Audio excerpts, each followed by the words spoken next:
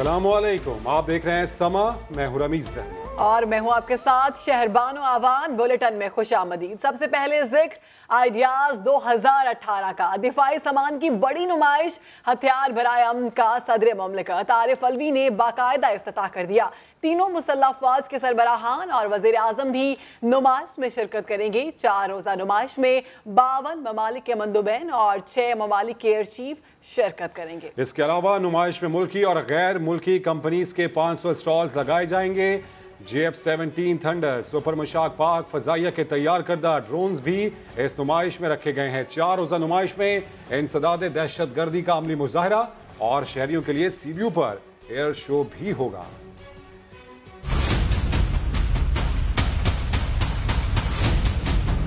हथियार बराए अमन दिफाई नुमाइश 2018 कराची एक्सपो सेंटर में मुनक्कदा नुमाइश में 50 ममालिक के 522 स्टॉल सज गए। नुमाइश में मुख्तलिफ ममालिक के पवेलियन भी बनाए गए हैं। 2 हॉल्स में तुर्की का दिफाई साजो सामान मौजूद।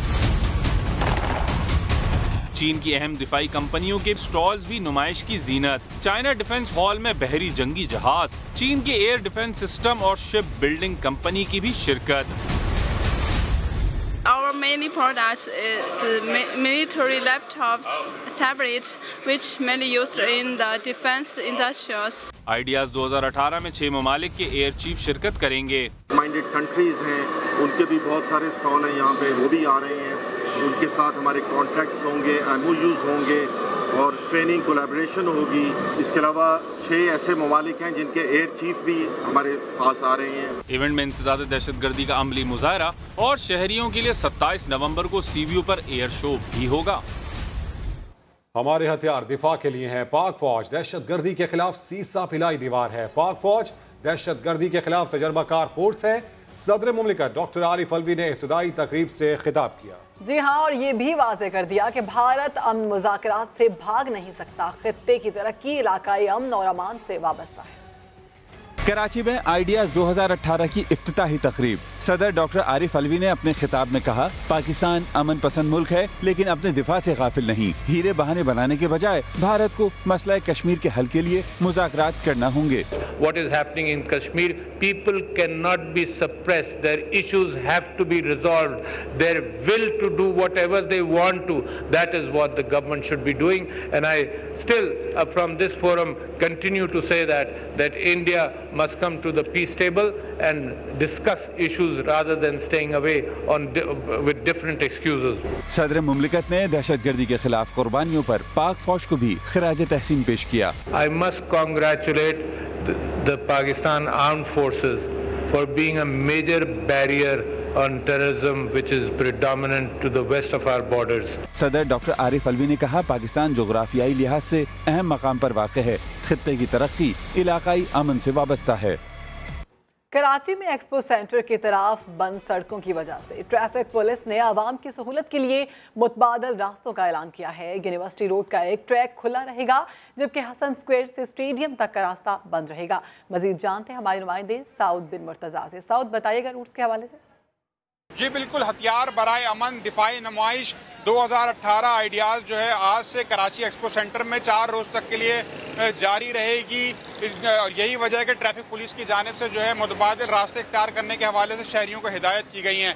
ट्रैफिक पुलिस की जानिब से एक प्लान बनाया गया जिसके तहत वो रास्ते यूनिवर्सिटी रोड, डालमिया या फिर जो शारा फैसल से रास्ता स्टेडियम और एक्सपो सेंटर की जानिब आता है वो मुकम्मल तौर पर सुबह 7 बजे से शाम 6 बजे तक बंद रहेगा आम पब्लिक के लिए। सिर्फ रिहायशी अफराद अपना असल शनाख्ती कार्ड दिखाकर अंदर जा सकते हैं। अहम अदालती मामले की बात करते हैं। नवाज शरीफ के खिलाफ अल अजीजिया रेफरेंस में हतमी दलाइल मौखिर। हतमी दलाइल का आगाज इस्तगासा करेगा या वकील सफाई। एहतसाब अदालत ने फैसला महफूज कर लिया। फ्लैगशिप रेफरेंस में वकील सफाई ख्वाजा हारिस 7वें रोज भी तफ्तीशी अफसर पर जिरा जारी रखे हुए हैं। इसी पर अपडेट्स हासिल करेंगे समा के नुमाइंदे सुहेल रशीद से। सुहेल, हतमी दलाइल के हवाले से जो फैसला है महफूज शुदा वो कब तक सुनाया जाएगा? जी देखिए, वो फैसला आज भी या फिर कल सुबह भी सुनाया जा सकता है, क्योंकि आज नैब की जानिब से ये पॉइंट आउट किया गया था अदालत में कि नवाज शरीफ ने जब अल अजीज़िया रेफरेंस में अपना बयान मुकम्मल किया तो उनकी जानिब से कुछ दस्तावेज़ात अदालत में पेश की गई थी। उन दस्तावेज़ात में सुप्रीम कोर्ट के कुछ आर्डर शीट्स शामिल थी, जबकि JIT रिपोर्ट सुप्रीम कोर्ट में जमा होने के बाद जो एक दरखास्त जमा कराई गई थी नवाज शरीफ के बिहाफ पर, वो भी शामिल थी, उसकी कापी भी थी। तो नैब का ये कहना है कि चूंकि मुलजिम की जानिब से ये चीज़ें आई हैं तो ये उसके दिफा में ही ली जाएंगी, इसलिए अब जो पहले हतमी दलाइल का आगाज़ जो है वो मुलजिम के वकील करें। ताहम जो ख्वाजा हारिस हैं नवाज शरीफ के वकील, उनका ये एक मौक़िफ़ है। उन्होंने अदालत में ये कहा कि नवाज शरीफ ने अपने दिफा में कुछ भी पेश नहीं किया। दिफा से मुतालिक जो सवाल था उसके जवाब में उन्होंने ये साफ अल्फाज में कहा था कि वो अपना कोई भी दिफा पेश नहीं करना चाहते। जो दस्तावेज़ात पेश की गई हैं वो सिर्फ अदालती रिकॉर्ड का हिस्सा बनाने के लिए थी और उनको दिफा के तौर पर नहीं लिया जा सकता। इस जुमरे में वो नहीं आएंगी। ताहम इस पर दोनों जानिब से जो है वकीला ने अपने दलाइल मुकम्मल किया, जिसके बाद ये फैसला महफूज कर लिया गया और ये किसी वक्त भी सुनाया जा सकता है। एहतसाब अदालत के जज अरशद मलिक का कहना था कि वो इस पर अपना जो है वो तहरीरी फैसला जारी करेंगे। उसके बाद आज या कल जारी किया जा सकता है। अपडेट्स के बेहद शुक्रिया सोहेल। हाई कोर्ट बेंच के क़याम के लिए वकला की हड़ताल का 15वां रोज। सरकारी दफातर के तालाबंदी के दफ्तर के बाहर क्रिकेट का मैदान सज गया। मजीद जानते हैं मोहसिन खालिद से। मोहसिन, बताइएगा ये हड़ताल की जा रही है स्पोर्ट्स का आला? जी बिल्कुल, गुजरांवाला में वकला की जानिब से आज जो है सरकारी दफातर की तालाबंदी का 15वां रोज है, लेकिन इससे फायदा उठाते हुए जो मंचले हैं और सरकारी मुलाजमीन हैं उन्होंने जिला कचहरी में जो है बाहर क्रिकेट का मैदान जो है वो सजा लिया है। ऐसा ही महसूस हो रहा है कि जैसे ये कोई हड़ताल नहीं बल्कि स्पोर्ट्स गाला है। नौजवान यहाँ पे बॉलिंग और बैटिंग कर रहे हैं और जो सरकारी कुर्सी है उसका विकेटों की जगह पर इस्तेमाल किया जा रहा है। मैं आपको बताता चलूं कि हाई कोर्ट बेंच के क़याम के सिलसिले में वकला की जानिब से मुसलसल जो है तालाबंदी की गई है। आज 15वां रोज है, तमाम सरकारी दफातर बंद है, DC दफ्तर समेत। और अब जो DC दफ्तर का अहाता है वहां पे क्रिकेट खेली जा रही है, बॉलिंग की जा रही है, बैटिंग की जा रही है। दफातर की तालाबंदी की वजह से ये हड़ताल की जा रही है। बहुत शुक्रिया मोहसिन, आप हमें अपडेट कर रहे हैं। फैसलाबाद में लड़की को कचहरी से दारुल अमान मुंतकिल किए जाने पर अहले खाना ऑफिस से बाहर हो गए। वकील को मारने पहुंचे तो खुद ही पिट गए। मामला क्या है जान लेते हैं समा के नुमाइंदे अब्दुल अहद से। अब्दुल अहद, सुलह सफाई के लिए कोई आया कि नहीं? हाँ जी बिल्कुल, वकला की जानिब से जो है वो साइलिन पर तशद्दुद किया गया है। यहाँ पर CP ऑफिस के सामने कचहरियों के सामने जब साइलिन अपनी लड़की को छुड़वाने के लिए यहाँ से है और इस बात के लिए यहाँ पर है कि वकला की जानिब से उसको दारुल अमान में क्यों भेजा गया है, तो वकला की जानिब से उन पर हॉकी के साथ वार किया गया, उनको थप्पड़ भी मारे गए। जबकि जितने भी साइलिन आए थे वो अपनी मदद आपके तहत जान बचा कर यहाँ से गए। जबकि बिल्कुल सामने CP ऑफिस भी मौजूद है, बाहर एलीट की एक गाड़ी भी मौजूद होती है, वहाँ पर पुलिस फोर्स भी मौजूद होती है, लेकिन पुलिस की जानिब से भी छुड़वाने की बिल्कुल भी कोशिश नहीं की गई और ना ही उनके अंदर सुलह करवाई गई। जी अपडेट से शुक्रिया। चंदे से हटकर डैम किस तरह बनाए जा सकते हैं, चीफ जस्टिस ने माहिरीन से तजावीज़ तलब कर ली। लंदन में डैम फंड रेजिंग तकरीब से खिताब में कहा, कराची को पानी फराहम करने वाली मंछर झील आलूदा हो चुकी है। पंजाब में 40 अरब रुपए खर्च करके भी एक कतरा साफ पानी न मिल सका। ये रिपोर्ट देखिए। माहौलियाती तब्दीली का असर कहें या हुकूमतों की नाअहली, पाकिस्तान को पानी की शदीद कमी का सामना। पानी ना मिला तो 2025 तक सूरत हाल गंभीर हो जाएगी। चीफ जस्टिस का लंदन में फंड रेजिंग तकरीब से खिताब, कहा पाकिस्तान में पानी के ज़खायर खतरनाक हद तक कम हो रहे हैं। चंदे के बगैर कैसे डैम बनाएं, माहिरीन तजावीज़ दें। ये डोनेशंस के साथ डैम शायद ना बन पाए। मैं चाहता हूं कि मुझे यहाँ के जो डायस्पोरा में जो बड़े विजन और विजडम के लोग हैं, जो विजिट्स हैं, जो इकोनॉमी को समझते हैं, कंपनीज, बॉन्ड्स, इनकी क्रिएशन, ये मैकेनिज्म सारा, वो भी आके हमें गाइड करें। जस्टिस साकिब निसार ने कहा, पाकिस्तान में कई बीमारियों की वजह गंदा पानी है। सिंध में गंदा पानी नहरों में फेंका जा रहा था। लाहौर की सारी गंदगी दरियाए रावी में डाली जा रही है। मंछर jail, which is the basic source of providing water to the people of Karachi, is a totally or was a totally polluted. मैंने गवर्नमेंट ऑफ पंजाब से ये पूछा, 40 अरब रुपए खर्च कर दिए गए हैं साफ पानी के लिए, एक बूंद पानी की मैं जिम्मेदारी से अर्ज कर रहा हूं मुहैया नहीं की गई अभी लोगों को पीने के लिए। चीफ जस्टिस ने कहा आइंदा नस्लों की बका के लिए सिर्फ एक डैम से काम नहीं चलेगा, कई डैम बनाने होंगे। फंड रेजिंग मुहिम के दौरान पाकिस्तानी कारोबारी शख्सियात ने 153,000 पाउंड देने का ऐलान किया। दियामिर भाषा और मोहम्मद डैम की तामीर के लिए $14 बिलियन की जरूरत है। Chief justice of Pakistan justice Saqib Nisar कहते हैं ज़ेर इल्तवा केसेस निपटाने के लिए मॉडल कोर्ट्स बनाए गए हैं। बरतानिया में पाकिस्तानियों की जायदादों के बारे में बेपनाह मालूमात मिली हैं, वो समा से खुसूसी गुफ्तगू कर रहे थे। लंदन में डैम्स फंड्स की तकरीबात। Chief justice Pakistan justice Saqib Nisar ने समा से खुसूसी गुफ्तगू में बताया पाकिस्तान में अदालती निजाम के लिए इक़दाम किए हैं। बड़े इक़दाम उसने किए हैं, लिए हैं, ऑलरेडी मॉडल कोर्ट्स बनाए हैं, लॉ रिफॉर्म्स हमारा पैकेज बिल्कुल तैयार है, तकरीबन वो भी आपको कुछ हफ्तों में इंशाल्लाह हम इन्फोर्स कर देंगे और आपके सामने आ जाएगा। डिपेंडेंसी जरूर कम होनी चाहिए, जरूर कम होगी। जस्टिस साकिब निसार ने कहा लंदन में पाकिस्तानियों की जायदादों के बारे में बेपनाह मालूमात मिली हैं। यहाँ की हुकूमत और पाकिस्तान की हुकूमत के दरमियान एक प्रोटोकॉल साइन हुआ है और उसके तहत हमें बेइंतहा इंफॉर्मेशन मिली है जो कि प्रॉपर्टीज़ पाकिस्तानी जो हैं जो यहाँ पे प्रॉपर्टीज़ ओन कर रहे हैं उसमें से मैंने 15 लोगों को सिलेक्ट किया था जिसमें से 7 पेश हो गए। उन्होंने कहा अदालतों में तमाम मामला से बालातर होकर फैसले किए जाते हैं। चीफ जस्टिस पाकिस्तान 28 नवंबर को लंदन से वतन वापस पहुंचेंगे। वज़ीर आज़म इमरान खान ने वफाकी काबीना का इजलास जुमेरात को तलब कर लिया। वफाकी वज़रा और वज़राए ममलिकत कारकर्दगी रिपोर्ट पेश करेंगे। इसी पर बात करेंगे, हमारे साथ मौजूद हैं नुमाइंदा ख़ुसूसी अब्बास शब्बीर। अब्बास, बताइएगा वज़रा के पास कारकर्दगी से मुतल्लिक़ क्या कुछ है इस वक्त? देखिए, वज़ीर आज़म ने वफाकी काबीना का इजलास जुमेरात को तलब किया है जिसमें तमाम वफाकी वज़रा और वज़ारत ममलिकत वज़ारतों कारकर्दगी रिपोर्ट पेश करेंगे। वज़ारतों और डिवीजन्स को इजलास में जामा रिपोर्ट पेश करने की हिदायत की गई है। इमरान खान खुद तमाम वज़ारतों की कारकर्दगी का जायजा लेंगे। कल हाउसिंग के ऊपर एक बड़ा इजलास भी इमरान खान ने वज़ीर आज़म ऑफिस में तलब किया है। ये बताया गया है कि जुमेरात को ही वज़ीर आज़म का कौम से खिताब है जिसमें हुकूमत की सोरज़ा कारकर्दगी पर वज़ीर आज़म कौम को एतमाद मिलेंगे। सही, बहुत शुक्रिया अब्बास, आप हमें तफसीलन अपडेट कर रहे थे। तब्दीली सरकार की सोरज़ा कारकर्दगी पर अपोजिशन और हुकूमत में लफ्जी जंग का आगाज हो गया। खुर्शीद शाह ने इल्ज़ाम लगाया कि वज़ीर आज़म ने दुनिया भर में पाकिस्तान को बदनाम किया। एहसन इकबाल ने दावा किया कि 1 करोड़ नौकरियां देने की बातें करने वालों ने 4 लाख अफराद को बेरोजगार कर दिया। फवाद चौधरी कहते हैं इसमें इख्तलाफ की तमाम बातों का जवाब 29 नवंबर को देंगे।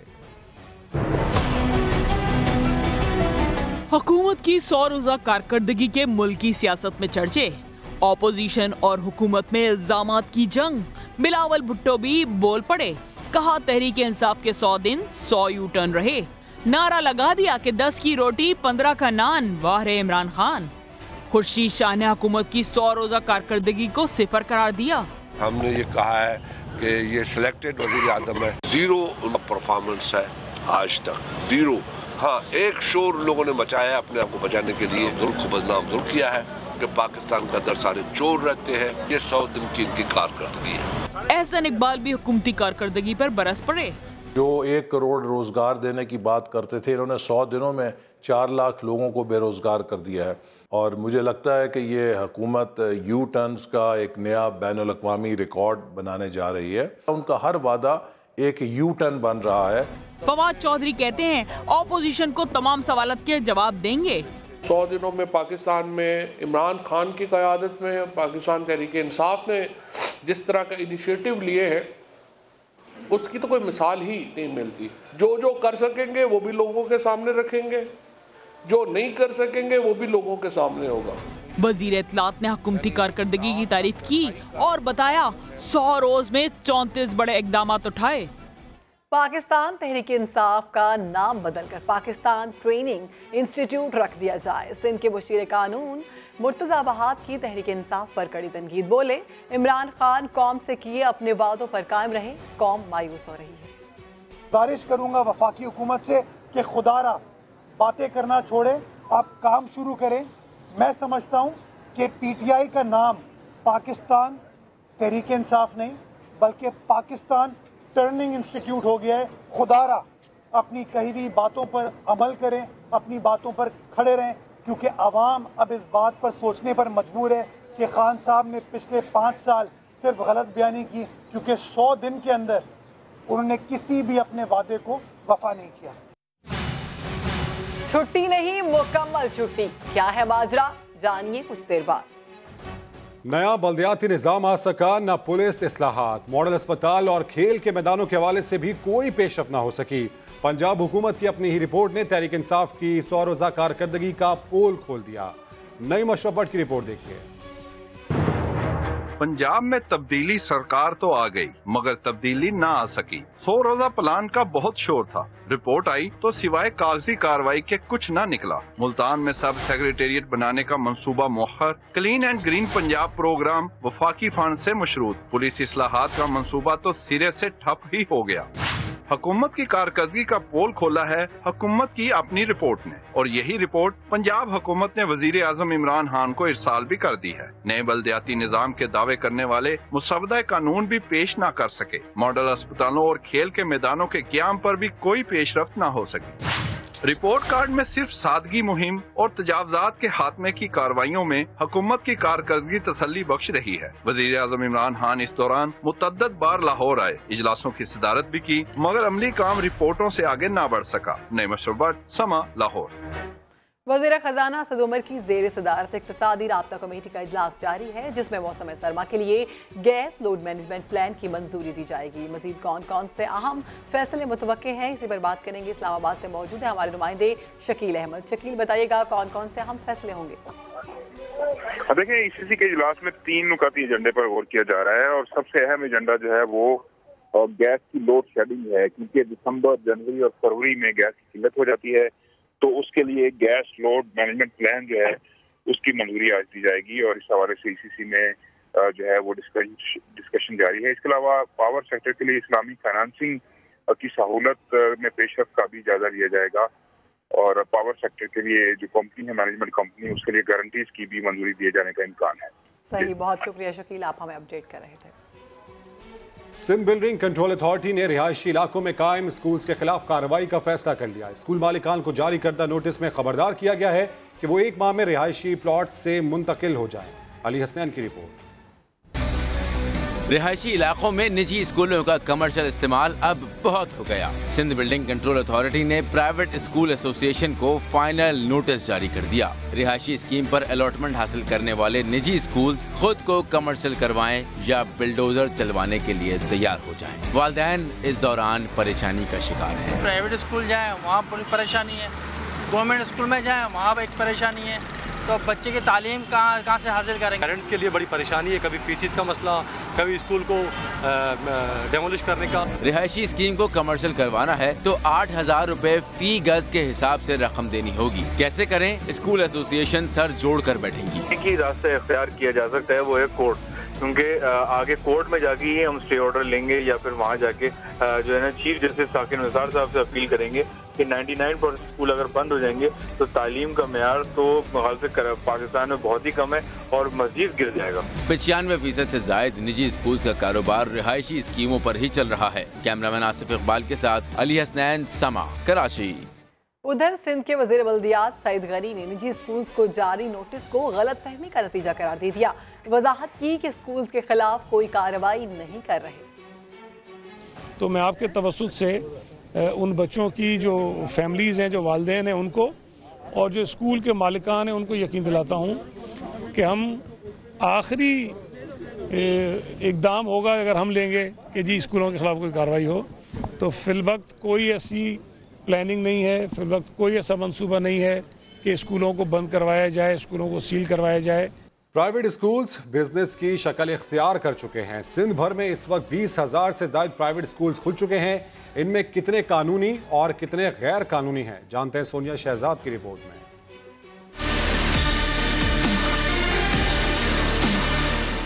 सरकारी स्कूलों में तालीम का निजाम बर्बाद हुआ।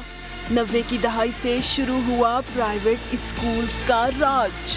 ये दौर था सूबा सिंध के तालीमी निजाम की तबाही का। देखते ही देखते सिंध में प्राइवेट स्कूल की इंडस्ट्री बन गई।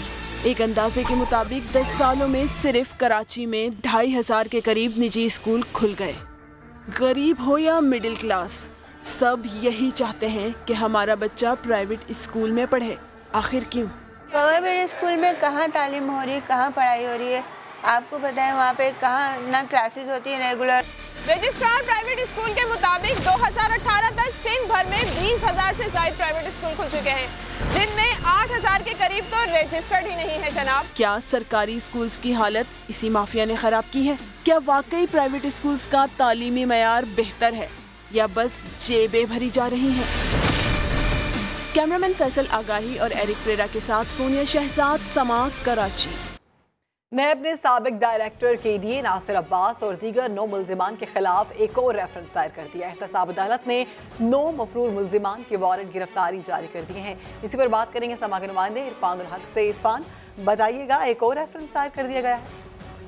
जी हाँ, दूसरे रेफरेंस में नैब की जानिब से ये इल्जाम किया गया है कि साबिक DG KDA नासिर अब्बास और ने गैर कानूनी तौर पर जो रिहायशी प्लॉट्स हैं उनकी हैसियत तब्दील की है, उनको फरोख्त किया है और इस तरह इन्होंने सरकारी खजाने को कुछ 60 मिलियन रुपए का नुकसान पहुंचाया है। दीगर मुल्जिमान में सदरुद्दीन, मोहम्मद ईशान, फिरोज अहमद, जावेद इब्राहिम, सैयद मोहसिन रजा समेत 9 मफरूर मुल्जिमान हैं। अदालत ने रेफरेंस को समाअत के लिए मंजूर किया है और तमाम मफरूर मुल्जिमान के नाकाबिले जमानत वारंट गिरफ्तारी भी जारी की है और नैब को हुक्म दिया है कि 4 दिसंबर तक मफरूर मुल्जिमान को भी गिरफ्तार करके अदालत में पेश किया जाए। सही, बहुत शुक्रिया इरफान, आप हमें अपडेट कर रहे थे। शामिल करेंगे न्यूज अपडेट। पंजाब हुकूमत ने सिख बरादरी को हमेशा हर मुमकिन सहूलियात फराहम की। करतारपुर राहदारी का कयाम तारीखी इकदाम है। वजीर आला पंजाब उस्मान बुज़दार कहते हैं वजीर आज़म अमन के दाई और हमसाया मुमालिक से पुरअमन ताल्लुकात के हामी हैं। हाई कोर्ट बेंच के कयाम के लिए वकला की हड़ताल का 15वां रोज। वकला की जानिब से सरकारी दफातर की तालाबंदी। मुलाजमीन ने दफ्तर के बाहर क्रिकेट का मैदान सजा लिया।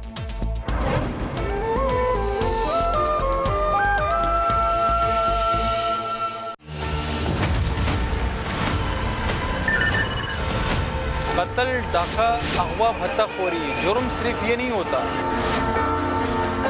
फुटपाथ पे कारोबार करना भी जुर्म है।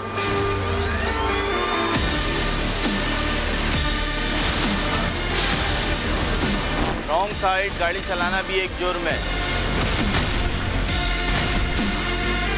पुरानों का एहतसाब तो हो रहा है, अवाम को चाहिए अपना भी एहतसाब करे।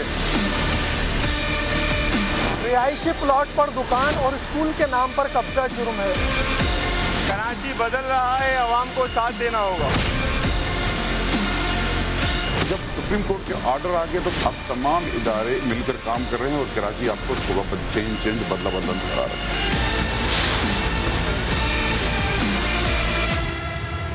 कराची बदल रहा है। तजावुजात के खिलाफ ऑपरेशन भरपूर अंदाज से जारी है। जिला वस्ती में बागात से दूसरे रोज भी गैर कानूनी तामीरात मिसमार की जा रही है। जी हाँ, बंस रोड से 800 से ज्यादा तजावुजात को हटा दिया गया है। ऑपरेशन आज भी जारी है।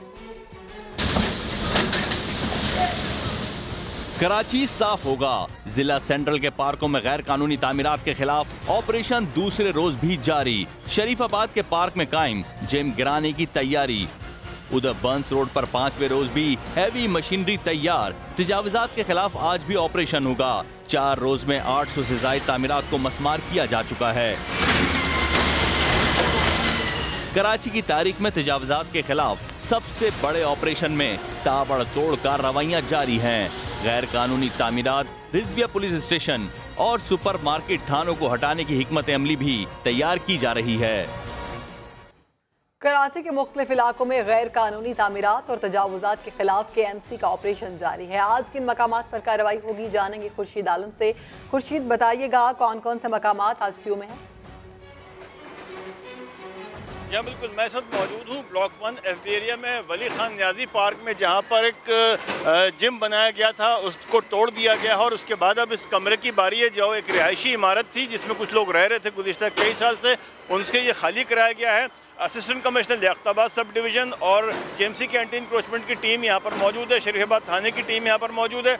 इस कार्रवाई को मुकम्मल करने के बाद यहाँ पर जो गैर कानूनी तामीरात की गई हैं उनको नोटिस जारी किए जाएंगे। उसके बाद लियाकताबाद की जो बर्ड मार्केट है FC एरिया की, उसको मिसमार किया जाएगा और जो इजाफी छज्जे हैं, जो कैबिन का स्ट्रक्चर है गया, उसको तोड़ा जाएगा। उसके बाद मुख्तलिफ और इलाकों में B1 एरिया वगैरह में भी जो पार्क पे कब्जा है उसको ख़त्म कराने की कार्रवाई की जाएगी। इस पूरे माहौल में हमने देखा कि आज भी लोग अपना सामान यहाँ से निकाल रहे थे। जिनका जिम था उनका ये कहना था कि उन्होंने DMC सेंट्रल को बाकायदा इसके 50,000 रुपये महीना वो टैक्स अदा करते थे, लेकिन चूँकि सुप्रीम कोर्ट के अहकाम की रोशनी में ये कार्रवाई की जा रही है, लिहाजा पार्कों से तमाम तर जो तजावुज़ात हैं उनको साफ किया जा रहा है। आपने हमें तफसीलन अपडेट किया खुर्शीद।